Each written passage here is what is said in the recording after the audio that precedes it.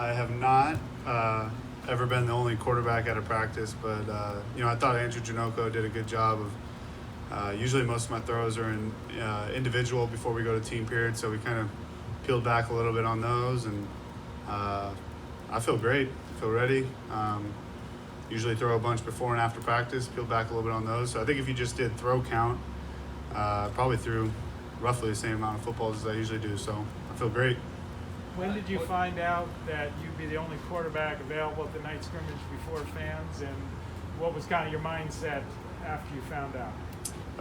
So they said something to us in the morning that, we had a whole situation going on, and basically said there's a chance you're going to be the only guy, so, get ready. And, I think my mindset on that is I've kind of been preparing that way for 2 years now, so I didn't really change anything just because of that. I've always prepared really well, made sure I knew all the plays in the script, and, I think that's part of being a backup in this league is you always got to be ready. And like I said, I've been preparing like that for 2 years. So when the opportunity presented itself, I felt like I was ready. Jake, Coach Zimmer said you told him not to cut back at all. So that's sort of always been in your mindset. Yeah, I think someone in my situation as an undrafted guy that's kind of been on practice squad, those reps are really valuable. So I didn't want anyone to think that I didn't want to take every single one of those reps, and I didn't want to be in a situation where they were cutting practice and taking valuable reps away from other guys, but also myself. So I just thought, with the situation the way it is, I want to get as many reps out of it as I can. And like I said, when you're a backup quarterback, those reps are really valuable. And so I wanted to take every single one. You were pretty highly touted out of high school and then a starter from year one at Washington. What were the last 2 years like when you come in and for the first time in your life you're, not playing once a week? Yeah, I mean, it was unique. I never had a redshirt year or anything like that in college. So the first year was definitely, spent a lot of time in weight room. And I think just in general, going undrafted and having some success, then going undrafted, it definitely makes you look in the mirror and be like, all right, I went undrafted for a reason. What do I need to get better at? And creating a plan for the season where, I was ready to go if something ever came up where I needed to be ready, but I was also having some long-term goals that weren't just week to week with the game. So spent a lot of time in the weight room with Keys and Uli and Chaz back in the day. But I think it was just having a long-term plan and really looking at it like I can either be upset that I went undrafted and make a lot of excuses for, people don't value this, or, everybody always has some different excuses for why they went undrafted. And I think for me, I had confidence in my ability, but I needed to make some pretty major improvements on some other things. And I felt like I spent the last 2 years doing that.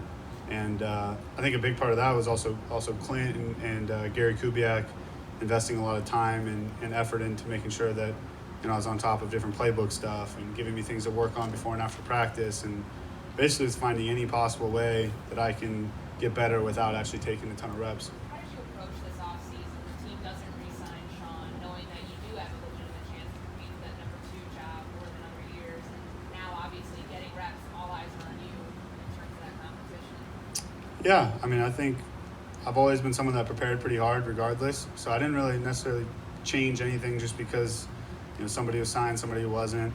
I think something that I've really learned in the last 2 years is I have very little control over a lot of different things that have a lot of impact on my whole situation and stuff like that.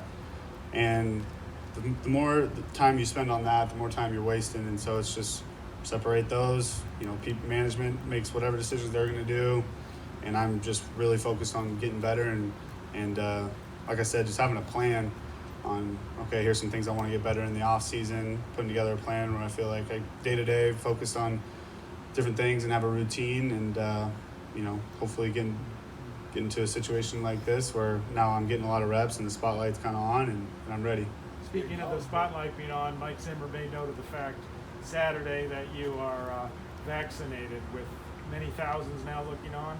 What is your view on the vaccine?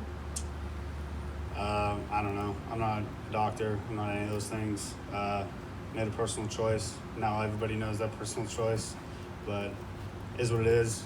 I'm not looking to get in the middle of all those different conversations, kind of hectic. Jake, how do you look at this opportunity? Do you see it as, man, this is my chance really to show everybody that, you know, I can play at this level, I can be an effective quarterback? Or do you just say, I'm here to do a job for the team?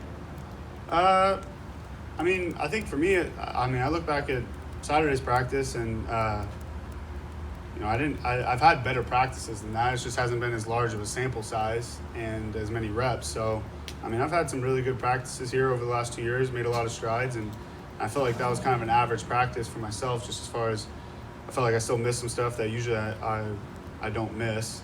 And like I said, it's just a bigger sample size, and there's definitely a little bit more of a spotlight because of the whole situation. But, I've had better practices than that, and I felt like that was pretty average as far as just execution and stuff like that, but just more of a spotlight. What do you see this week as a big chance for you to show everybody what you can do? Yeah, I think it just shows, Gary Kubiak used to say, nobody knows if you're ready until you just get thrown in there. So, I think there was some confidence as far as my preparation, stuff like that, among the coaches, and or at least I felt like they did. Maybe they were lying, but I felt like they had some confidence in me being able to go through practice and deal with that many reps and stuff like that. But it's obviously an opportunity. You get a lot of reps, try and make the most of those reps, and really just take it one day at a time. Jake, what areas did you focus your attention on to make those improvements that you were referring to?